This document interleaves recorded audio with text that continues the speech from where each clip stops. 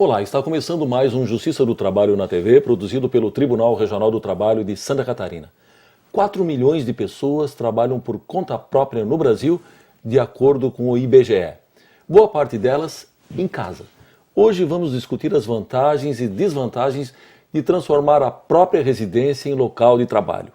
Está conosco o jornalista e escritor Maurício Oliveira, autor do livro O Manual do Freela, o jornalista fora da redação. Maurício, é uma satisfação tê-lo aqui conosco. Bom, antes de começarmos a tratar do assunto, eu gostaria que você contasse um pouco aí da sua experiência e como você acabou virando um trabalhador que não bate cartão. E também o que significa a expressão freela. Antes de tudo, muito obrigado pelo convite, é uma honra estar aqui. A expressão freela é uma abreviação de freelancer, né? Sim. No meio jornalístico a gente usa essa abreviação, então é uma forma carinhosa de designar o trabalho autônomo, né?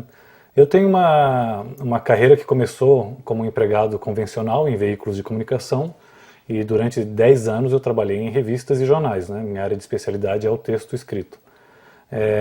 Depois de alguns anos em São Paulo, a gente, em família, decidiu mudar para um centro menor, Florianópolis, né, que era onde eu já tinha morado. E nessa mudança eu pressenti que poderia trabalhar como freelancer, né? Então eu comecei a estabelecer os contatos com as pessoas com as quais já tinha trabalhado e desde então já são 7 anos que eu atuo como freela, né?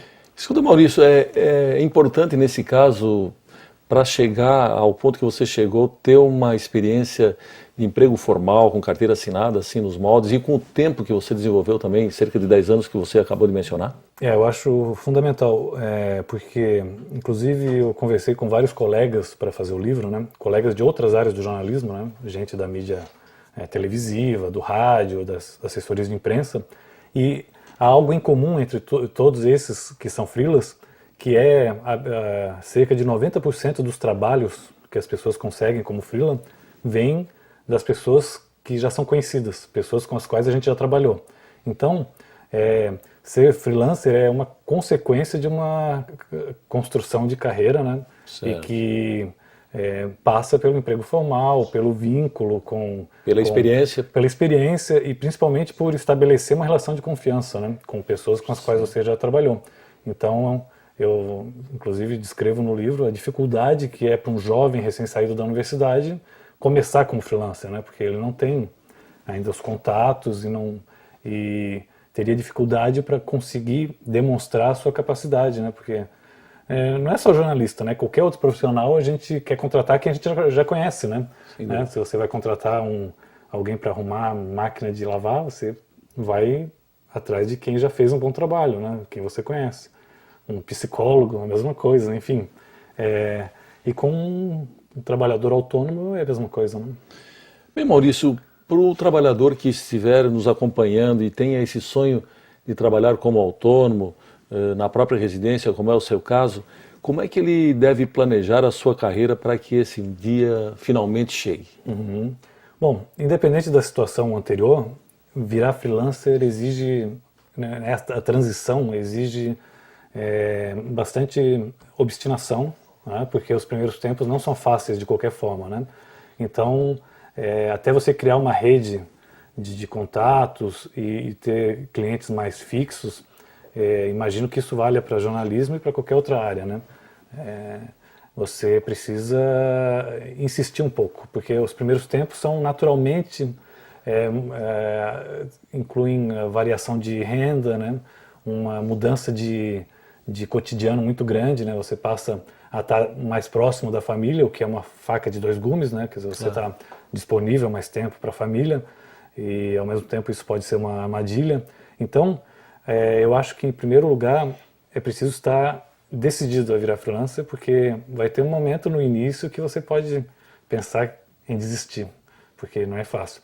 Agora, na medida que a engrenagem começa a rodar bem, né, você aprende a fazer o planejamento financeiro de uma outra forma, né?